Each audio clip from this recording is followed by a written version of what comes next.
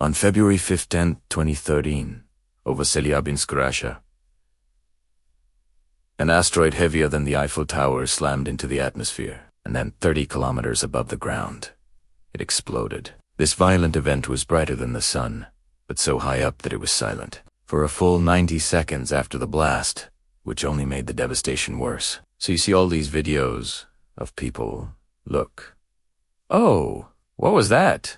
They see the smoke trail in the sky. Oh, that's amazing. And then, just when you think nothing's gonna happen, the shockwave hits and it blows out the windows. 1,000 people got glass in their face and their eyes because they're looking through the windows. The shockwave damaged thousands of buildings and injured 1,500 people. Today, what makes the Chelyabinsk incident kind of embarrassing is that the very same day, scientists had predicted that an asteroid would make a close flyby of Earth.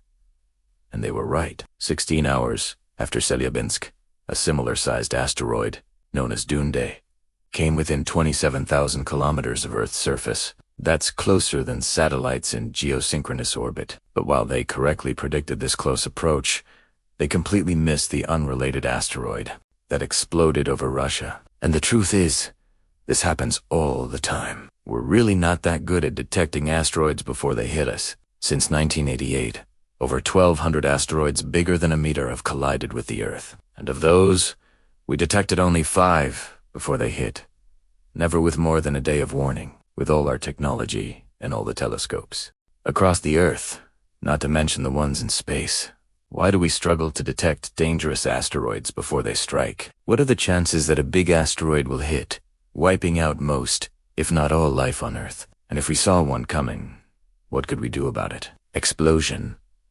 What are asteroids? Asteroids are the leftover debris from when our solar system formed, 4.5 billion years ago. Rocks and dust clumped together into molten protoplanets. Inside, heavy elements. Metals like iron, nickel, and iridium sank into the core, leaving lighter silicate minerals on the surface. Some of these protoplanets grew into the planets we know today, but many more collided with each other, breaking into pieces. These pieces continued orbiting the sun and smashing into each other and breaking into even smaller fragments. These became the asteroids, which is why some of them are rocky, loose conglomerates of gravel-sized rocks called rubble piles, and others, from the cores of planetesimals, are mostly metal. So this is an iron meteorite, and essentially it's the piece of a core of a small planetary body, like basically a small planet that formed 4.5 billion years ago. Differentiated, so the core material fell out, and then this thing was smashed apart by a collision with another asteroid. That's the oldest thing you'll ever see. How to find asteroids? Most of the asteroids have stable orbits between Mars and Jupiter in the main asteroid belt, but some have made their way closer to Earth. And these are known as near-Earth objects. They are of greatest interest to us because of the threat they pose. In his last book, Stephen Hawking considered an asteroid impact to be the greatest threat to life on Earth. But finding asteroids is difficult for several reasons. Most are spotted by ground-based telescopes. Professor Jewett. So what you do is you take a sequence of pictures, 1, 2, 3, 1, 2, 3, 4, and you look for essentially a moving dot. And it's moving because it's orbiting around the sun, whereas the stuff far away, the stars and galaxies, are not. But you have to look carefully. Asteroids are not very big. They range from meters up to kilometers in size. And in the vast expanse of space, rocks like that just don't stand out. And even the small ones can be damaging. The Chelyabinsk comedia was only around 20 meters in diameter, roughly the width of 2 school buses. Plus, asteroids are rough and dark. They only reflect around 15% of the light that hits them. So our best chance to see them is when they're fully illuminated by the sun. And that's why over 85% of the near-Earth asteroids we've detected were found in the 45 degrees of sky, directly opposite the sun. This is called the opposition effect, and it means there are likely more near-Earth and potentially hazardous asteroids that haven't been detected yet. Any asteroid approaching from the direction of the sun just can't be seen. This is exactly what happened with Chelyabinsk. So far, we have detected and catalogued 1 million asteroids, the vast majority of which are in the main asteroid belt. But 24,000 are near-Earth objects, ones that we need to keep a particularly close eye on. Because even once you've detected an asteroid, it's hard to tell if it will hit the Earth. So if you just discover an object, and you only have data from a few days, then you can't really tell where it's gonna go, because you're trying to take this little arc of motion and predict it far into the future. So what you need is observations over years and years. But even if you have perfect observations of an asteroid, there's kind of a fundamental limit to how far in the future you can predict. And that's because of a couple of effects.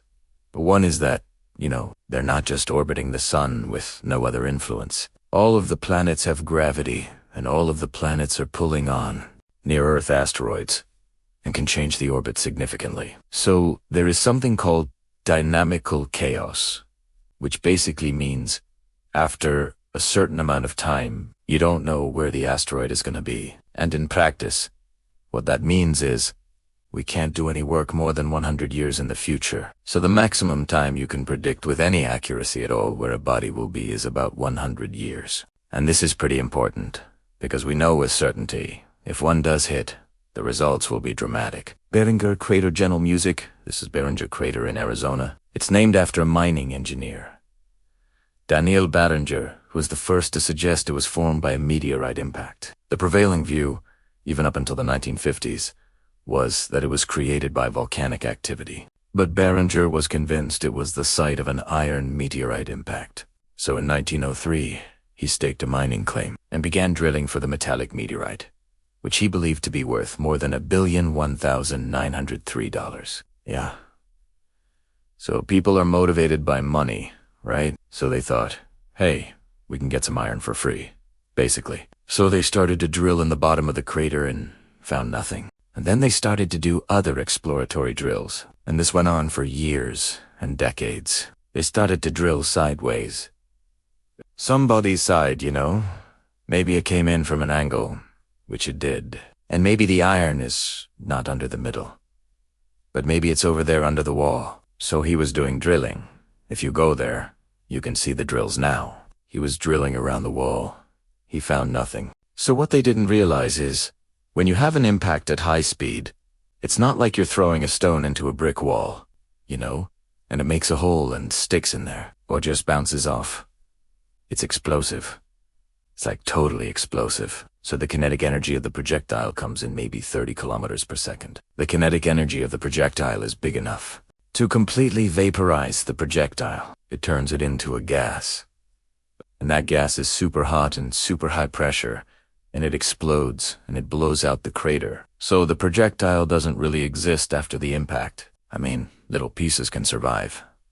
But this 50-meter body was basically obliterated. So he was looking for something that did not exist. He spent 27 years mining the crater, drilling down to a depth of over 400 meters. But what he was searching for had vaporized on impact 50,000 years earlier. The 50-meter asteroid, not that much bigger than Celebin, released the energy equivalent of 10 megatons of TNT.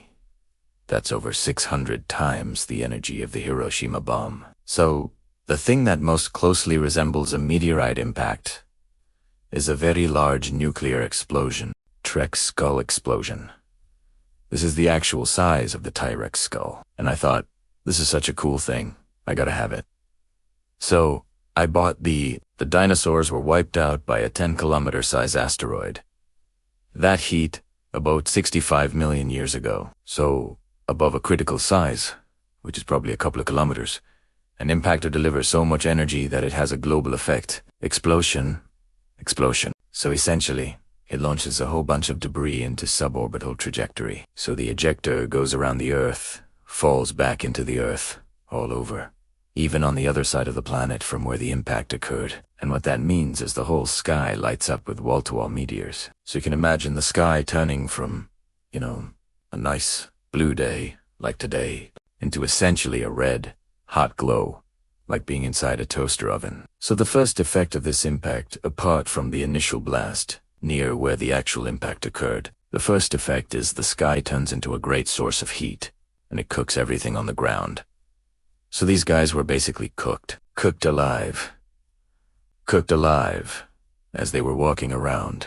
The only animals that had a chance were the ones living in tunnels under the ground or maybe in the water. And they were able to come back and take over without having to deal with the dinosaurs as a major obstacle. Asteroids, What are our chances that Earth gets hit by another 10-kilometer or bigger asteroid? In your lifetime, assuming you live to be 100 years old, you have a 10-kilometer impactor like the KT extinction event every 100 million years or something like that. So the probability of getting it in 1 year is 1 in 100 million. So you have 1 in a million chance of dying from a 10-kilometer impact. But because we know that there are number 10-kilometer impactors with a path that intersects the Earth for the next 100 years, your chance of dying from that is actually 0. So work done already has reduced that down, from 1 in a million to nothing. So the good news is, there won't be another dinosaur-style extinction event in our lifetimes. But there are exponentially more asteroids of smaller sizes.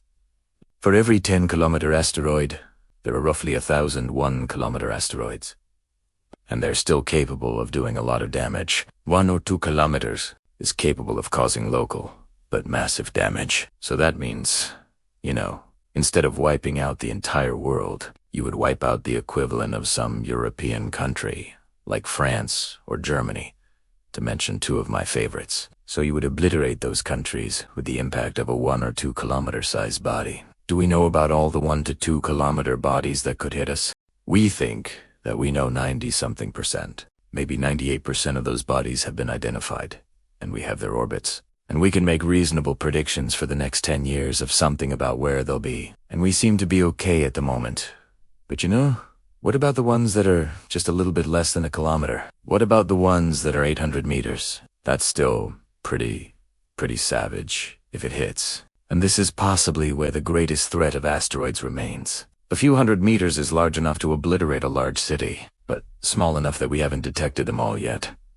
We're missing a lot of 100-meter-sized projectiles, and those guys are big enough to cause substantial damage on the Earth, depending on where they hit. So it could destroy a city. Yeah, it would knock down the buildings in the city. It would cause citywide fire. And if it hit the ground, it would throw up ejecta that would come back down, rain on the ground. It would be high speed that would obliterate a 100-kilometer zone around it. And this could happen tomorrow. Well, it could. Yeah, chuckling nervously. If we saw a big one coming, what's our best bet for? Could we do anything about it? What would we do about it? Professor Jewett, no. Is there anything we can do to actively ... No. There's nothing we can do. I was on a committee that looked at that. Okay, like 10 years ago. What could we do? One option would be to try to bomb it. It's a standard thing. We don't know how that would work out. Even when you got it there, and even if you could explode it, on the surface or in the surface, it's not clear what you would do. Because typically what happens is, you blow up a body, and the fragments move out. They expand out, but not very quickly, and then gravity pulls them back together again. So it would reform as a rubble pile, if it was not already a rubble pile to begin with, which it probably would be because of past impacts. So blowing up a rubble pile is something that we don't really know about. Another idea is you could be all gentle, and attach a rocket to the asteroid, and just try to push it aside. Just nudge it aside, instead of trying to blow it up. Let's just push it gently aside, so that it deflects it, and it doesn't hit the Earth. The trouble is, when you work out the numbers, none of the rockets that we have can push it around enough. You would have to keep the rockets attached to the surface, which we don't know how to do. Remember, it's a rotating body, for centuries, to have a significant effect on the motion of the asteroids. So, forget bombs. Forget attaching rockets. Ablating the surface. Basically, you boil the surface with a laser. We don't have any lasers powerful enough, and probably can't make lasers powerful enough to do that from the Earth. We would have to take the lasers to the object, which is even more difficult. The idea that you could wrap an asteroid in cooking foil, aluminum cooking foils, another nice one. It may be a good one, the best one, but it still doesn't really work, because we don't know how to do that. We don't have a way to launch enough cooking foil to wrap up an asteroid and change its radiative properties, which would itself move the asteroid around. So the truth is, to be honest, we do not have a way now to deflect a kilometer-sized asteroid at all that could destroy a country. Professor Jewett. Yeah, we just don't have a way. And 10 kilometers. 10 kilometers is absolutely 1,000 times more hopeless, laughing.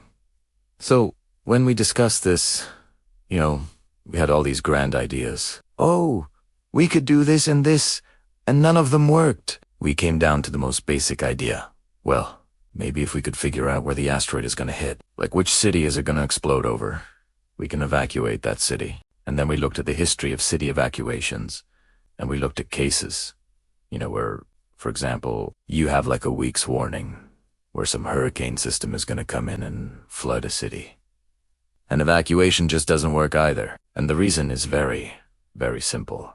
Going into a city, there are not that many freeways. If you have millions of people trying to get on a freeway, the first time a car breaks down, you block that freeway. So instantly, you have millions of people trying to get out of the target zone. And they won't be able to because all of the roads will be instantly blocked. So again, even evacuation of a city is probably the most hopeful thing that we could try to do. Even that's really, really difficult because of the large numbers of people involved. What I think all reasonable people would conclude is, let's do the thing that we can do first. So let's look for them. Let's do the surveys. Let's build the telescopes. Let's put this telescope in space. That will be a major contribution to understanding the threat from the asteroids. And then when we find a particular object that looks especially dangerous, then we can focus on it. We can focus everything we have on it, and we can begin to think seriously and with real motivation about ways to deflect it. Now, if you're concerned about the world ending in an asteroid impact, let me set your mind at ease. There are many other potential global catastrophes summarized in this map of doom made by my friend Dom over at Domain of Science. So if you want to see which of these horrible scenarios is likeliest to be our downfall, well, go check out the video on his channel, Sci-Fi Sound Effects. My oldest now knows how to do the sponsor message. Do you want to say it? This episode, ... Kid is sponsored by Chukling? Very good. Very good. KiwiCo creates awesome projects and toys to get kids making. They offer 8 subscription lines for kids of all ages, all the way down to newborns. And with the holidays right around the corner, KiwiCo is the perfect gift idea. As a parent, I know that lots of gifts get unwrapped and played with for a little while, but then kids lose interest. But a KiwiCo Create subscription will keep kids engaged, learning, and making throughout the year. Now I use their crates with my sons, and they are a lot of fun, while also being educational. And I want my kids to see learning as a form of play. And KiwiCo really helps me do that. Plus all the supplies you need come right in the box, so you never need to run out to the store. Now here, I built a perpetual calendar. A reminder that each passing day brings the chance of an asteroid impact.